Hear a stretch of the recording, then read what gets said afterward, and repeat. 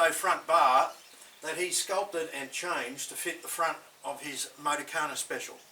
This gives me the opportunity to show you how to take something like this once you've made it to your own design, to make a fiberglass mould of it and then reproduce it in fiberglass.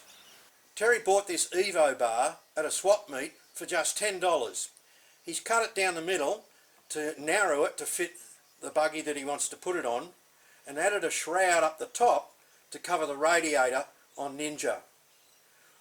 When you're sculpting your own car parts, it's much easier if you've got something to start with. The first thing I need to do is to look at what Terry sculpted and make sure that it will release from a one-piece mould. I think it will. The second thing we'll do is trim it up and just make it a little bit neater. This bottom lip on the original part is a mess, so rather than try and fix it, we're going to cut it off the die. Terry and I have cut off that lip, which would have been too complicated to mould, and we've cut a piece of masonite to shape that we're going to add on as a lip.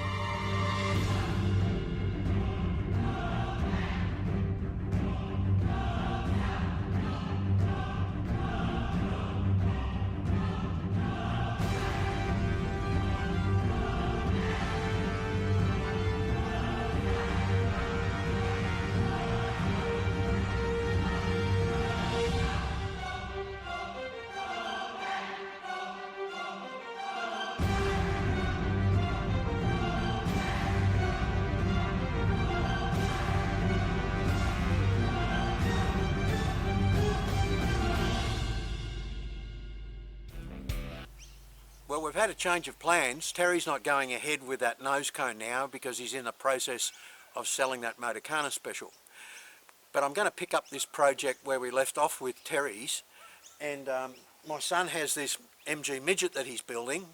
This is a fiberglass front end off it, which was very poorly made, very, very heavy, and we're going to convert this into a one-piece flip-up front end. The bonnet was pretty terrible, so we've filled that in. James has done most of the blanking off, and I'm going to pick it up and get this finished as a die and then mould it and reproduce it. So you'll see all the steps are the same as if we were just doing the front across here, except this time, well, it will be a bit more complicated because we're going to do the whole thing.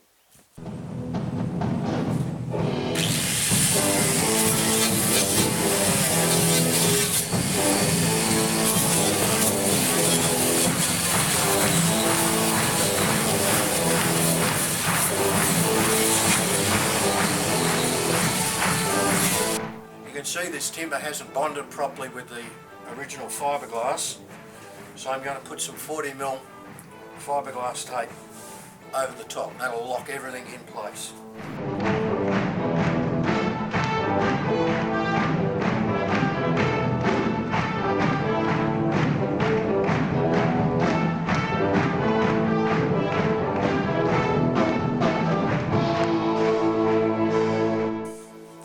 got a similar problem here with this flare. It's not properly bonding.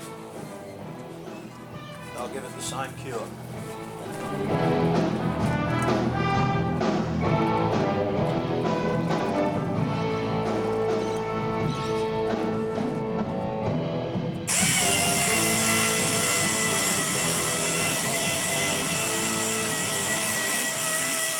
I've covered the complete nose cone in gyprock filler, and in a number of areas I put 3 or 4 layers on to fill in imperfections. Now I need to hand sand it in those curvy areas that machines just can't do.